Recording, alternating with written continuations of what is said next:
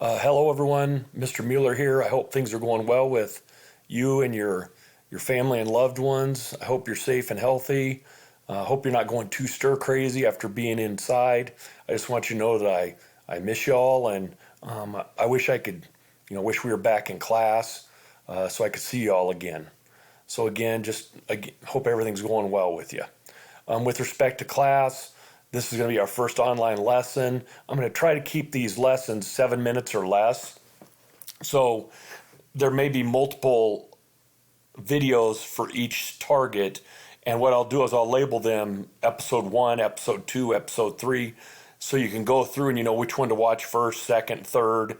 And then if you understand stuff, you can skip over some of them if you want to. You'll be able to look at these on your own, at your own pace. And at the end of each one of these videos, each one of these targets, I'll have some practice exercises for you to do on a worksheet. If you don't have internet access and haven't heard about this somewhere else, then you can go to the school and pick those up. So first of all, the standard we're going to be looking at right now is operations on polynomials. This is target 8A. You should be able to perform operations on polynomials by being add, subtract, and multiply. And this very first video, we're just going to look at something called standard form, which is important when you want to be able to perform operations on polynomials.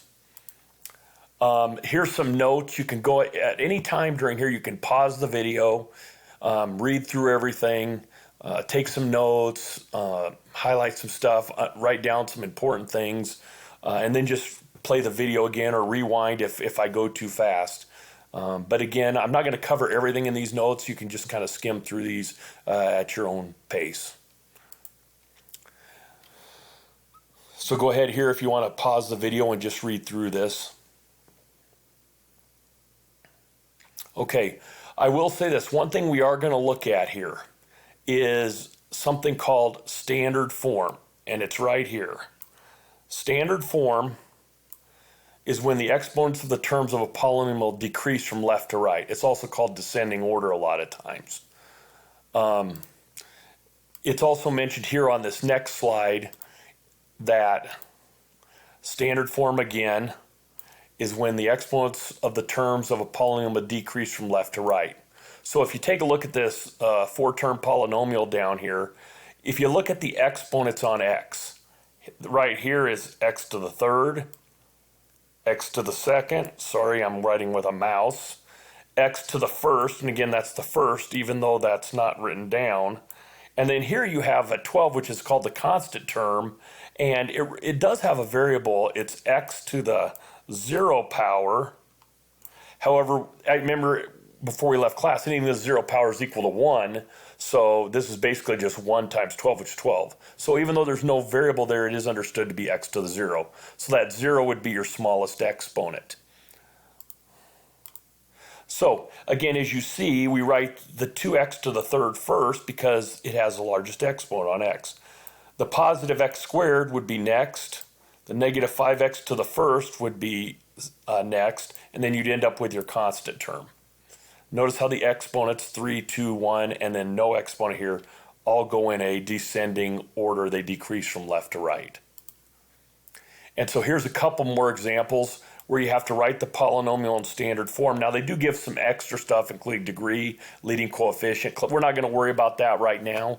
But again, I just want you to be able to look at this and be able to write it in standard form, which is basically these first two here are your original polynomials, and then these here are the answer written in standard form. So if you look here, we got a negative x cubed first, so that x to the third is the largest exponent, so it's written first, the negative x cubed. We don't have an x squared term, but we do have an x to the first here, so this 15x to the first would be written next, and then finally your constant, your plus 3, would be written last.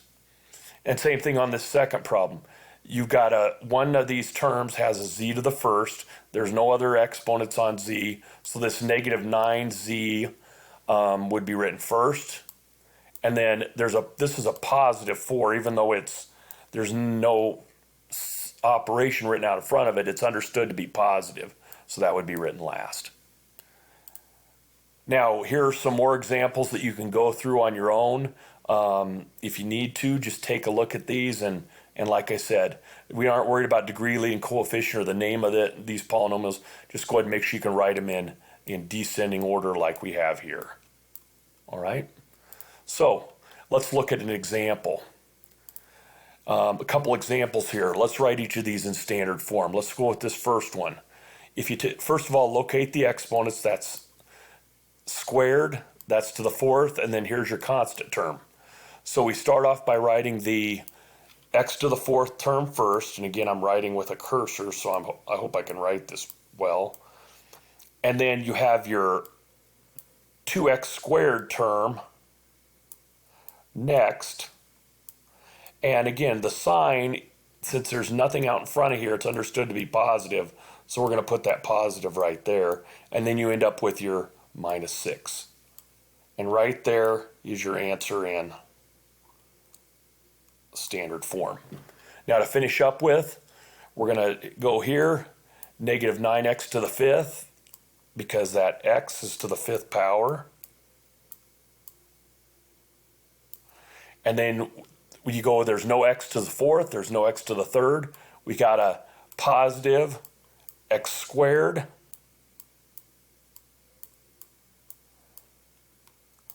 we've got an x to the first, so we go minus 3x. And then finally is our constant last plus 25. And there is your answer in standard form.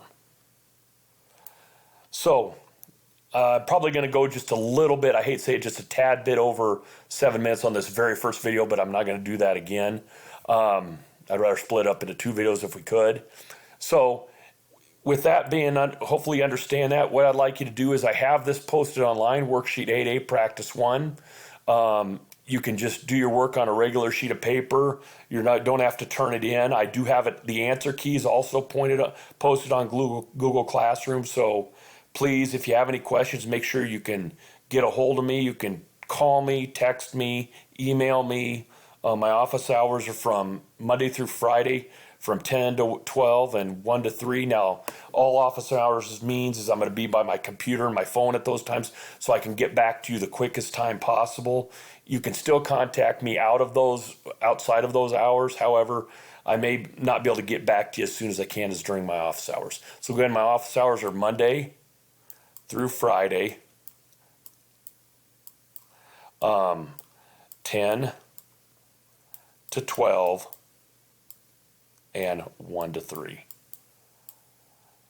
So good luck with this, and let me know if you have any questions.